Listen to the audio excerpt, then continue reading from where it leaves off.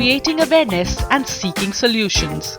NIUA Services presents Smart Green Sanitation for Smart Green Cities, an event that focuses on different aspects, parameters and efforts to develop a clean, urban landscape in India. More and more people are interested in the subject of sanitation because I think as citizens we are now being very conscious about the kind of environment that we live in. Bad sanitation affects so many other segments adversely. Let it be health, which is the most important factor of any nation. Because if the youth is not healthy, the nation will definitely not prosper the way it is supposed to be. We are talking about tourism, which leads to the economy of the nation. We are talking about other aspects of sanitation like business.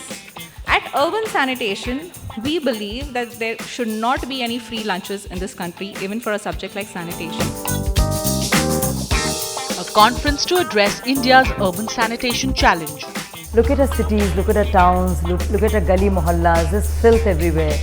So going beyond politics, going beyond ideology, sanitation is a human right. Urban sanitation is very close to our heart for IGBC, but that's really the biggest challenge for the urban development. And when the new cities come up, we are laid a guideline. The Urban Sanitation Conclave was surely a step in the positive direction. This book that we have written is called Break Free Golden Bird, because it is about the promise of India to break free of all the shackles that hold itself between this sanitation issue. We as a nation has to succeed. Everybody who is in this sector, in this chain of urban sanitation, be it making the cities open defecation free or be it making the city 100% solid waste management in the city, each one of us has to do contribution plus. Whatever we were doing for the last 10 to 15 years, we have to step up. An array of presentations and invigorating panel discussions. Eminent specialists that raised concerns on pressing issues regarding social and administrative aspects of sanitation in our country.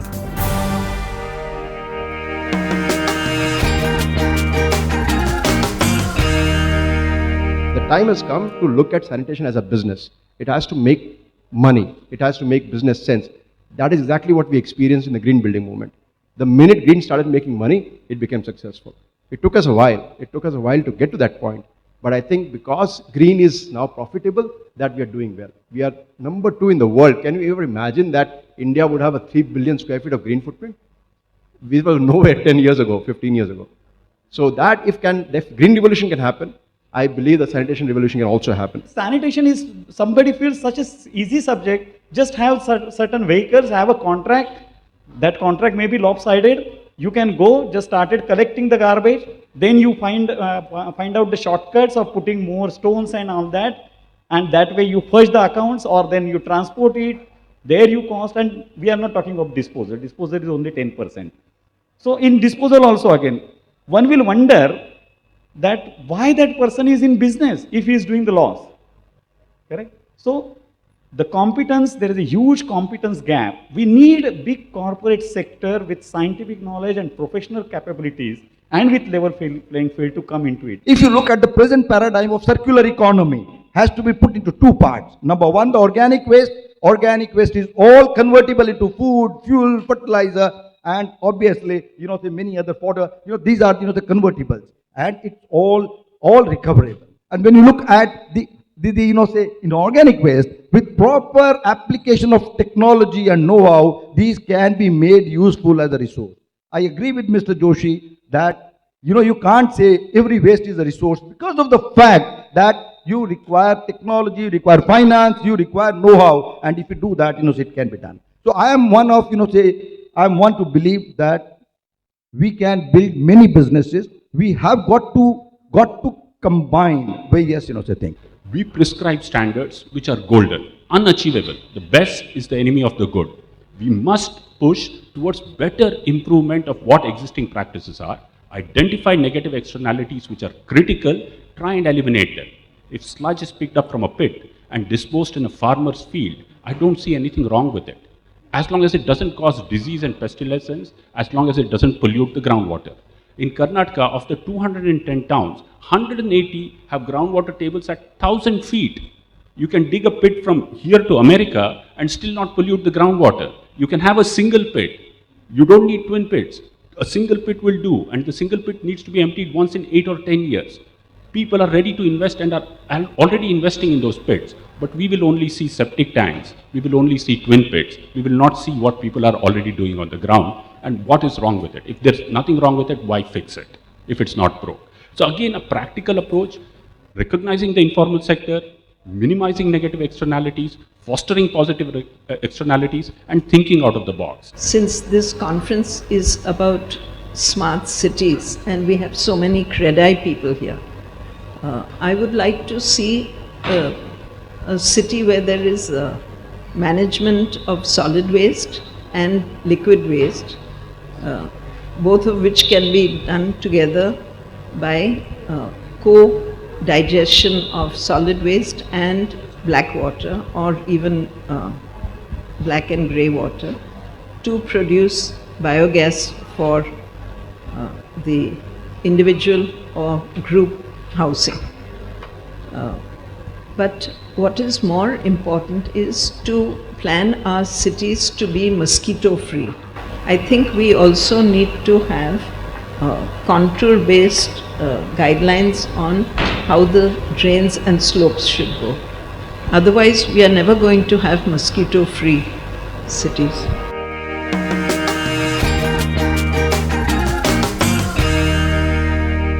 Let me ask Dr. Rao, what do you think a city sanitation company can cover if you are not going to talk a street sweeping and the toilets to be provided? Rao sir.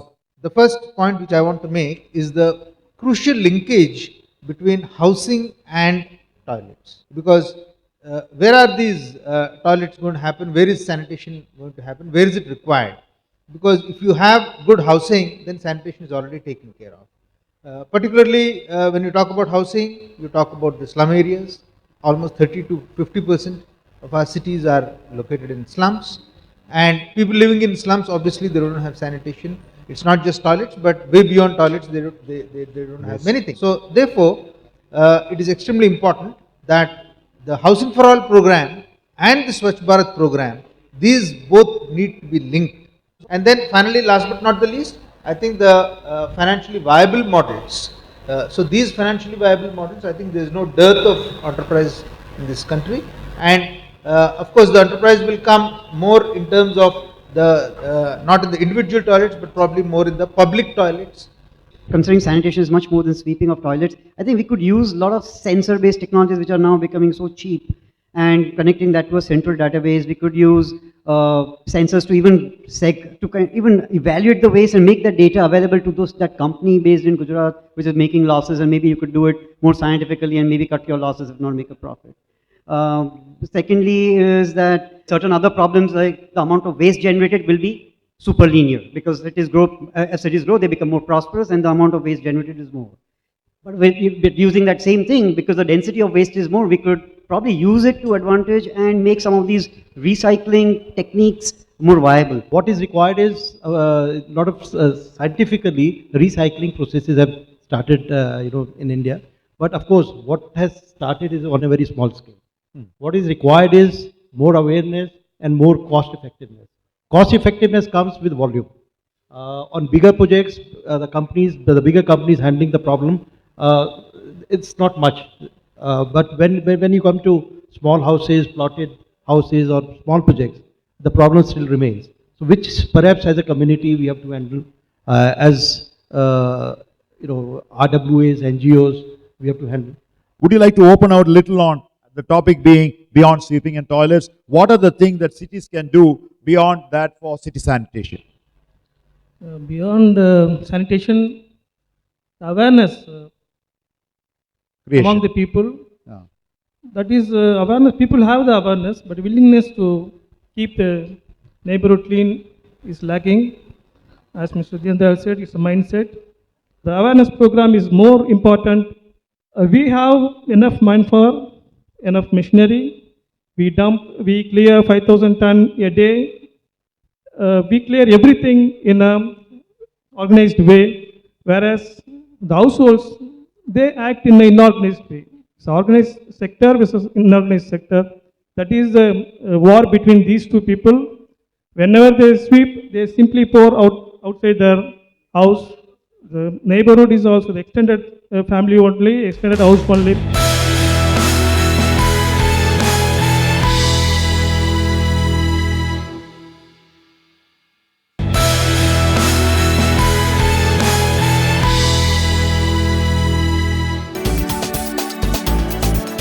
With an aim to blaze new thought processes and ideas on safe and secure sanitation, the Urban Sanitation Conclave left no stone unturned to drive home this point.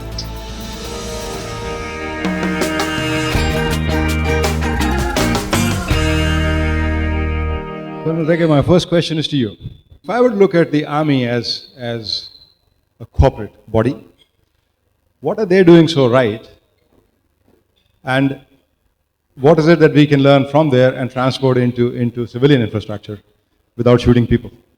If you find somebody littering, it is very simple for the army, under the Army Act, not the Companies Act or the other acts or the things, you can put them under a lot of stress. There are no processing plants or anything there, but the collection system of theirs is much, much better. They will tell them that you have to dump it here, so it will be dumped.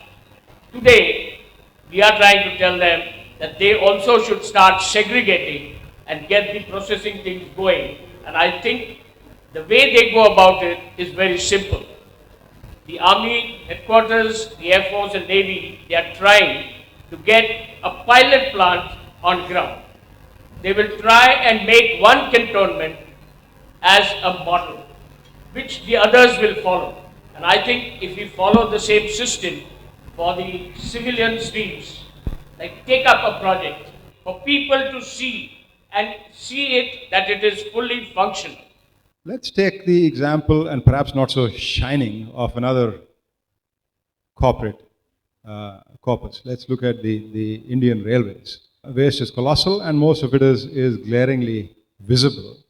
Ranjit, do you want to pass some comment on that and what we can do in that area? What can railways do to address this problem is they do have bins inside the coaches, right? But they get full very quickly. So one thing they can start with the existing infrastructure is clear the bins as quickly as they fill up at every station, or probably increase the capacity of the bins. So that's one simple step that they can start with. Other than that, of course, I think that's something that they can do with the existing infrastructure, but other than, again, we'll get into education and then not letting people throw it and penalizing, but you didn't want that. As a tourist or a railway passenger, I see shit on the tracks. It's been there for the last 50 years. What does it take to change that? And is it a process that's going to take us another 50 years to achieve? I mean, is it so complicated? It's a complex issue because, as I say, from a chief executive officer to a charsi, everybody uses a railway coach. So this wide spectrum of behavior. So the railways are constrained because of that, the kind of behavior. They're not able to predict what kind of user, what kind of behavior is going to be there. But we need to have a little bit of automation, more mechanization in the toilet. Now there are technologies available by which self-cleaning of toilets is possible. Even if somebody does not, I travel on aircrafts and bullock carts and bicycles all over the country, and I find that, everybody does not use the toilet in the same way. So somebody flushes, somebody does not flush. So can we ensure a certain minimum level of hygiene for the next user? If the user does not do it, can we use technology to do that? So simple technologies are available to flush toilets. There can be hydrophobic coatings on toilet seats. There can be RFID systems for women to use toilets safely, which can be a part of their ticket. or on an SMS, I think that there's a need for a lot more technology. Railways can use a lot more technology to make the toilet a more pleasant